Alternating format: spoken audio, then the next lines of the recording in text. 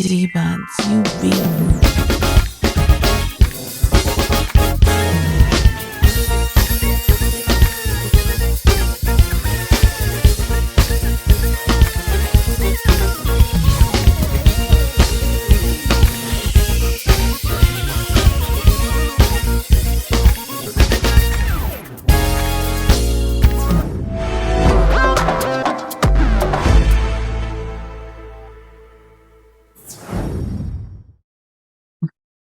Good evening, good afternoon, good morning, wherever you might be. My name is Marva B. I am the CEO and founder of Black Link Magazine, and this is the Black Link Experience, and we are here for it.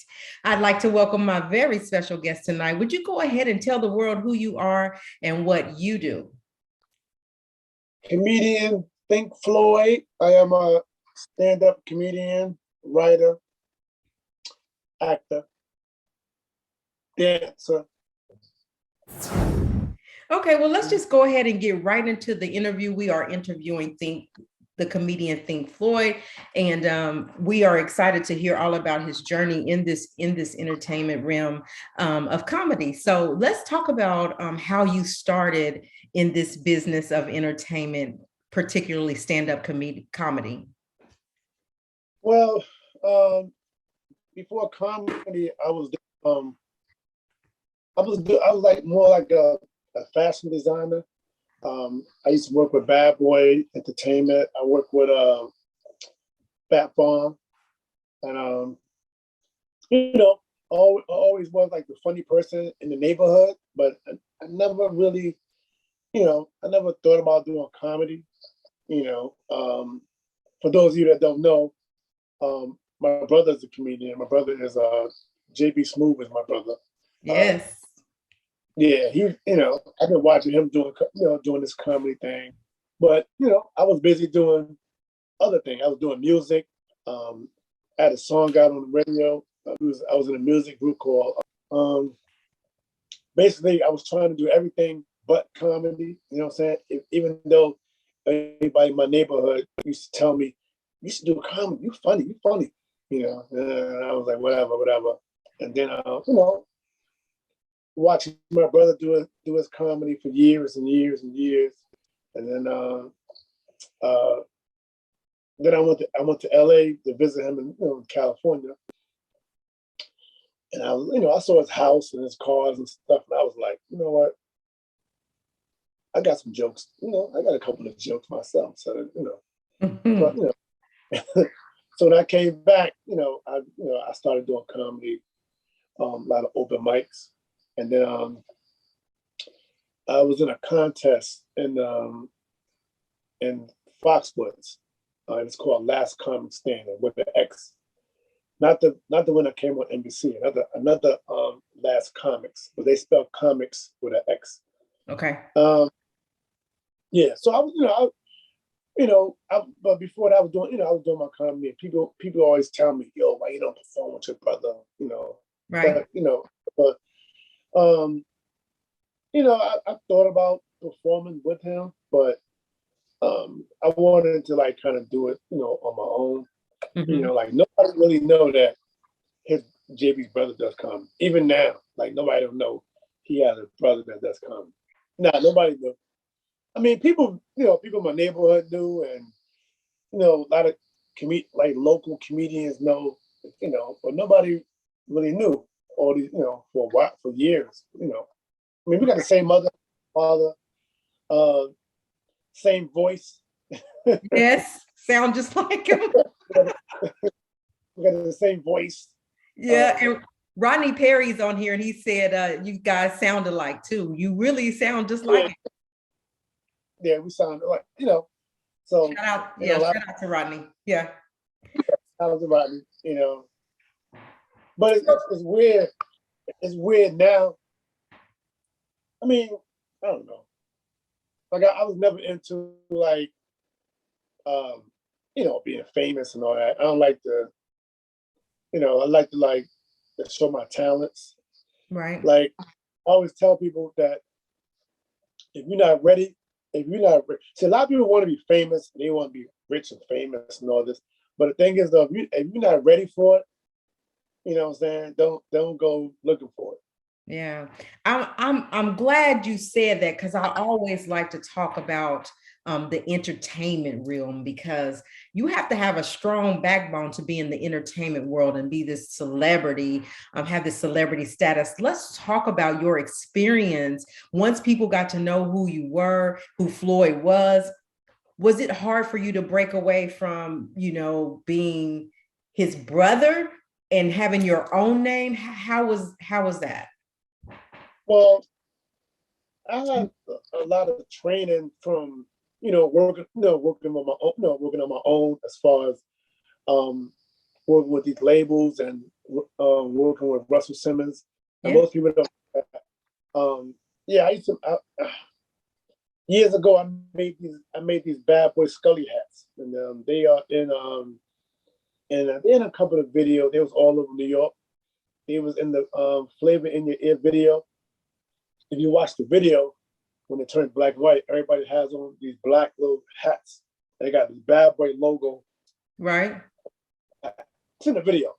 But the thing was, reason why they are in the middle of the video because I was late going to the video. And there was no GPS back then. So Right. and oh yeah, to answer your question, it was more like I had more training, as far as I was in the kind of in spotlight. I was known for doing that. I was known for doing a lot of different stuff. It wasn't like I wouldn't say I'm not famous, but the thing is, You all but right? You in when I there? go to no, people don't. Nobody don't know me. I mean, people might know me, they've heard of me, but they don't. People don't really know me. But I do comedy shows. When I get off stage, sometimes people be like autograph. I'd be like, all right, I'm not really. Let's go back to, let me take you all the way back to growing up when you guys grew up together. To tell me about a little more about growing up with your brother and how that was.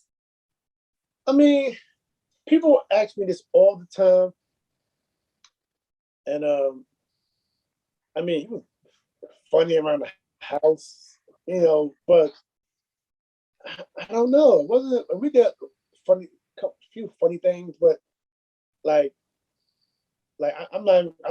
I didn't see this coming. Trust me. Yeah. What did you think that?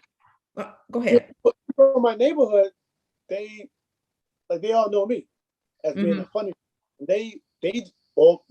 It's like almost like every day. Like I could like go to my hometown. People were like, "Let me ask you a question." And they puzzled. They be like, when did your brother, right? He was like we never saw him. Like, how did he, like, he never came out. We never saw him being funny. Like, we never saw, like, they don't even know. Right. And I'd be like, me neither. No, but he just, I don't know. I remember that day. Mind you, I turned down a lot of interviews. This is like my first interview. Thank you so much. I'm honored. I really am. People asked me for years, like numerous times. I'd be like, okay, I'll do it. And I never was show whatever. It's like my first one. I feel special then. I'm like, I remember that day. I remember that day when I don't know. Was it? I remember. I think we must have been on a bunk bed. Was it a bunk bed? I remember he woke me up and was like, "Yeah, I'm going to LA tomorrow." Or he was on his way. I was like, "All right." And I rolled over. And, you know what I'm saying? I was like, "All right, see you later." Like, and then it seemed like, when I woke up, this is how fast it was. It seemed like when I woke up and rolled over and turned the TV on, he was on the TV. I was like, "Damn, he just went out." You know what I'm saying? It happened it was like that quick. Right. Did that moment inspire you when you saw him on TV? Did you feel like it wasn't at that point?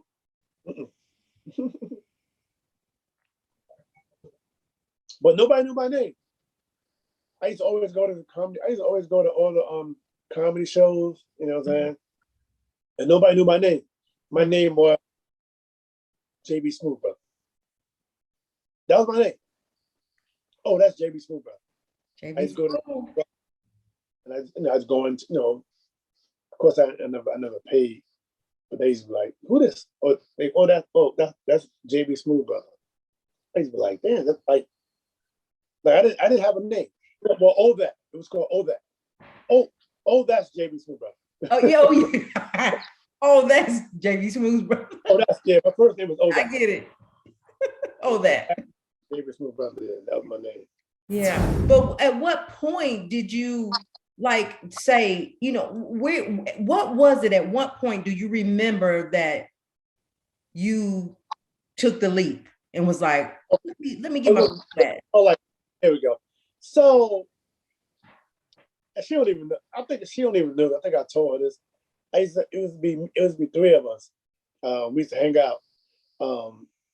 It was my friend named Gwen, and she had a friend named Kizzy. Mm-hmm. Kizzy was a female comedian. She's from Yonkers, right? And we used to go to all comedy shows. I see her performing. You know what I'm saying? We always do comedy. I watch her go to our comedy shows. We used to like laugh and joke around. And I used to be like, damn. I used to always say to myself, I don't think, did I ever tell her that? She probably don't even notice. But I used to be like, damn, if Kizzy could do this shit, I know I could do it. Right. You know what I'm saying? Then one day I was like, you know what? I'm gonna start, I might do some comedy. And then that's when, like around that time or after that, I went to California. I think my brother's wedding or something. I know I went to LA or something. Right. And, I seen a couple of his cars. Like I said, I seen a couple of his cars, the house and shit. I was like, okay. Oh, you know what? I think I got a couple of jokes myself. You know what I'm saying? So I just came back, started writing because I was always able to write jokes. Mm-hmm. But I went to a couple of open mics, and then and then I just started doing comedy. Let's talk about that too, because it's not easy it's one thing when you're sitting in a room full of people making them laugh, rolling on the floor laughing, right? But it's different when you get on the stage to do stand-up comedy. How do you prepare for that? And what's the method to the madness? Well, you have to write. This is my philosophy. You have to write the way people think. If you write the way people think, and you have to write for everybody. You can't just write for a certain, certain type of people. You know what I'm saying? You gotta try to write for everybody. This way, when you go on stage, most of the time, what you gotta do is just change the wording a little bit. Mm-hmm. You know what I'm saying? Mm-hmm. Just add a word, take a word, and I always try to like challenge myself. So if I'm performing, like now I'm on tour. I've been touring with my brother for like, I don't know, maybe 5, 6, 7 years now. And, I kind of started out backwards. So now it's like I'm doing big theaters and sold out comedy shows. Mm-hmm. And it'd be all different, types of people there. But I always train myself to like try not to say nigga, N-word in front of right. I mean, to each his own. I could say it, but somehow it turns off when I go on stage. I don't know how I do it. I don't say it. I think that's a good thing. Yeah, but when I get off stage, I'm N-word everybody to death now. But when I get off stage, I say it when I'm with my friend. I say it a lot. But just that, I don't know. I always try to like challenge myself. Like, if you could do 30 minutes without saying it and make people laugh, you know. Right. Let me just refresh for a moment because we are going live on IG. We are talking to comedian Think Floyd. He's out touring with JB Smoove right now, have been touring with him for about 5 or 6 years, sold out venues, doing his thing. And so we just wanted to bring him to Black Link Magazine and kind of allow him to share his story. So let me ask you this. Do you remember the first time you got on stage and where you thought this was a really good joke and nobody laughed? Have that happen? And when that happens, how do you recover? I don't remember the first time. The first time it was at an open mic, and I remember doing the joke, and the joke was I was reading. What was the joke? I did a couple of jokes, but I think the joke was like it was talking about broke people. I was talking about I want to die rich, because I want to be able to write a will. Right. They because broke people that are broke, they don't write wills. They like, because whenever broke people, they don't have anything. So all they gotta do is they ask people, before they die, they'd be like, will you do this for me? So it's a will instead of a will, it's a will you. Yeah. So and then I was on stage reading it on paper. Like I had like a will. Right. It's a will you. So I was reading it, and I balled it up. I went to the next joke, blah, blah, blah. And this comic, I don't know who he was. He probably, I don't know, he probably not even doing comedy no more. But when he see me ball the paper up, he said, yo, why you ball that? That was a good joke. But I didn't ball it up because of that. I was balling it up to go to the next joke. You know what I'm saying? And, right. He thought I was balling it up to throw the joke away. I said, no, that was just, part of my little thing. And then we did, like, at the end of the set, everybody gets to, talk about your set, blah, blah, blah. Mm-hmm. They asked them, and then they asked me, they asked them about me, and people was like, yeah, he was all right. He was good. You know what I'm saying? It was like, that was like, my friend Lily had took me out to hit some open mics. And well, that's where it starts. So you gotta, it's a lot. It takes for you to get a good 5 minutes, it takes like, it took me about 2 years or maybe a year to get a solid 5 minutes. Solid 5. Wow. See, a lot of times, the thing about comedy is a lot of times when you get booked, people book you to do like 10 minutes, 10 minutes, but 5. They're like, I'll give you 10, I'll give you 10. And the thing is though, you never get a chance to exercise your 20 or your 15 or whatever. You know what I'm saying? Because somebody book you, they tell you to do either 15 or 10 minutes. Right. Okay. So right now I host the open mic. I'm the host, so I do 25 jokes every Wednesday. Oh wow! I would love to be in that room when you did that. Yeah, well, I put a joke in between every comic. Sometimes I'll just say, I'll just do, I'll host, I'll mess with the crowd a little bit. But other than that, you're doing about 20 jokes. Right. Right. Even though I'm hosting, I'm doing the open mic myself. Right. For someone like yourself that really wasn't in tune to being, becoming a stand-up comedian or being in the comedian realm at all, what advice are you giving to someone who wants to get in the business, who wants to do stand-up comedian? Because it's really hard to, to become, to get a name for yourself out there where you're a household name. What advice are you giving them? Try to like finish a joke before you could write. There's comedians out there, I hear them talking, they're like, oh, I write a new joke every day, which you probably can. And if you write a new joke every day, 9 times out of 10, it's probably not going to be a good joke. When they say they write 5 jokes a day, they write 5 good jokes.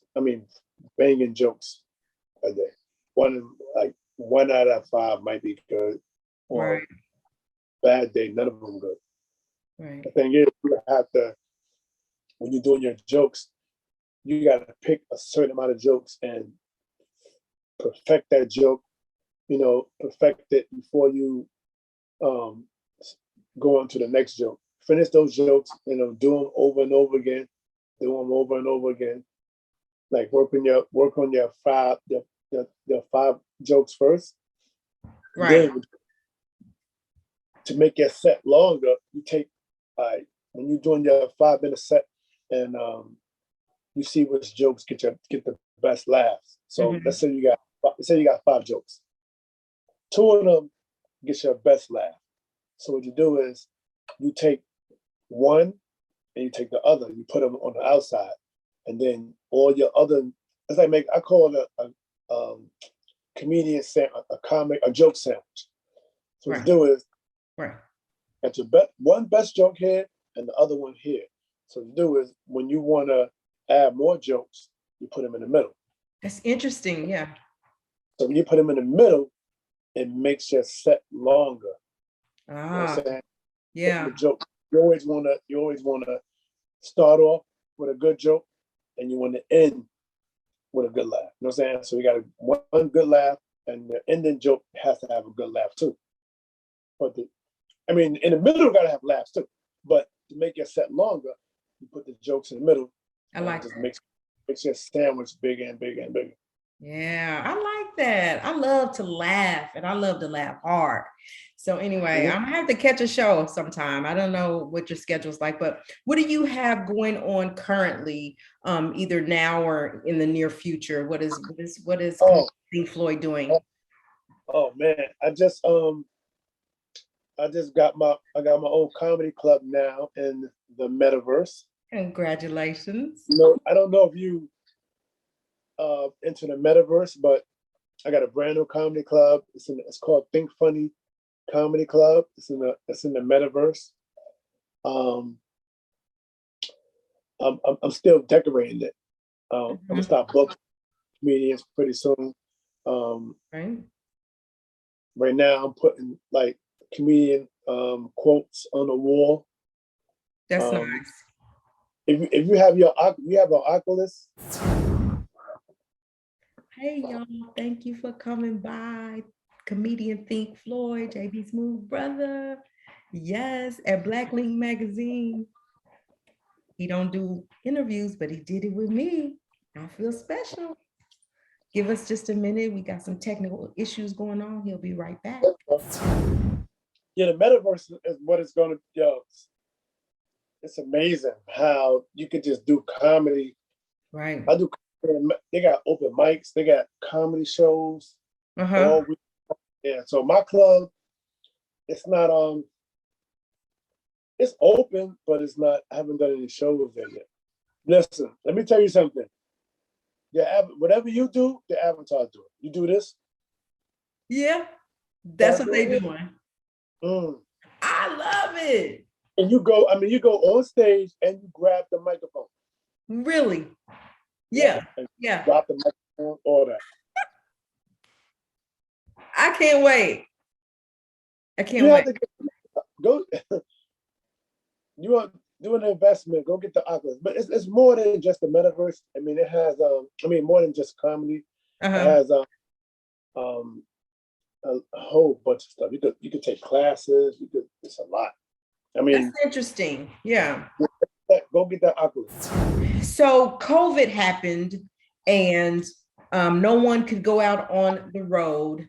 Is that part of this metaverse thing that you're part of because of COVID? Did COVID affect how did COVID affect your business and your work? Not really. When COVID came, I was in the house. I was working on my clothing line. I did it to stay busy. You know what I'm saying? Yeah. I wasn't a big fan of the online shows, or even the clubhouse shows are even worse. You don't like? Not at all. Really? Is it because there's no audience? they be stealing. Oh, I get you. I get you. I You know get what I mean? that. I'm not. That's what I heard. Okay. First, you are performing in front of other avatars. It's like real. Like your avatar on stage, and you see the audience. They're like this. Right. Yes, other people in the watching. Right. Like it's amazing. I get that. Okay. All right. Well, I appreciate you stopping by Black Link Magazine and stepping out your comfort zone and interviewing with us. I just appreciate it. I have one more question, and then I will get out of here. So, do you and JB Smoove, do y'all ever just sit down and chop it up about the business, and he give you tips and what you can learn from him and the back and forth? Do you ever do that? Nope. No. We don't talk. We don't even talk about comedy. Just not at all. Are you available? That's it. I mean, one time we was in Parks Casino, and he was like, "How I feel?" He asked me how I feel about going on. And we did a lot of we did the Borgata, Parks. We did a lot of big theaters. And I remember that one time he was like, he asked me, he said, "How does it He said, how does it feel performing in front of one of those big stages?" And I was like, and I was just great answering him. I said, "Yo, but when and a dude came in there, Think Floyd for 2 minutes." I was like, couldn't even answer the question. Couldn't even answer the question. So did your nerves kind of eat at you before you went out stage? And well, one time we did my first time doing the Borgata.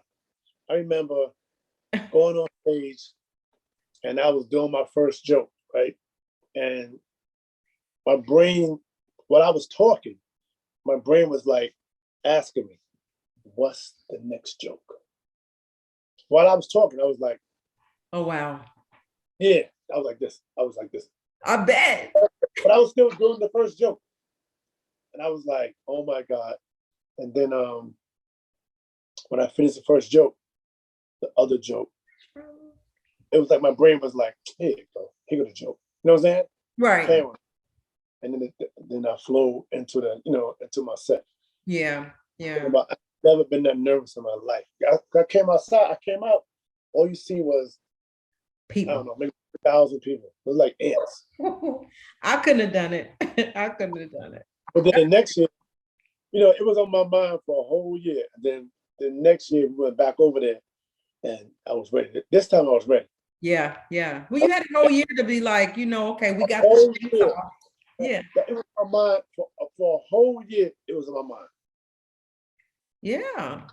Yeah, it's not. But what people don't understand is, I know you've seen TV shows where people go on stage and they get nervous and they run off the stage, right? Right. That don't happen in real life. Right. Woo. It don't happen in real life. In real life, you go out there, you're gonna do what you gotta do. That's right. You never see nobody. That only happen on TV. You never see nobody. I can't do this and run off the stage.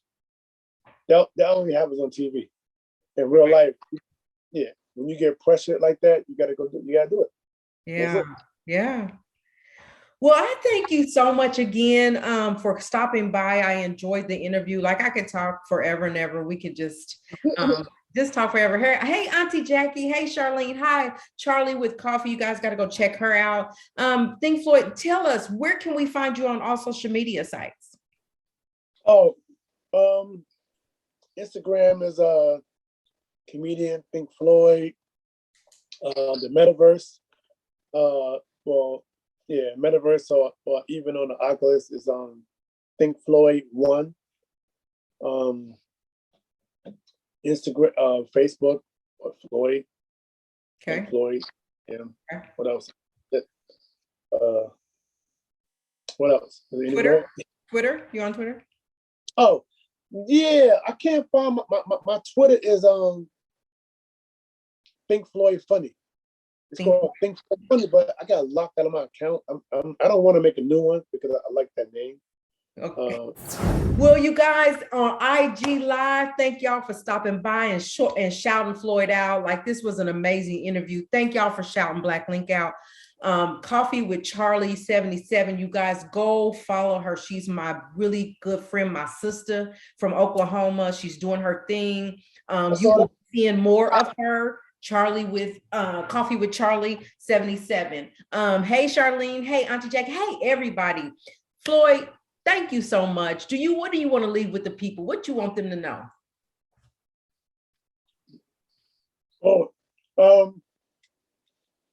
No. You guys got to go to YouTube where y'all can see his face. The interview will be loaded on YouTube tomorrow, so y'all can really see who I'm talking to.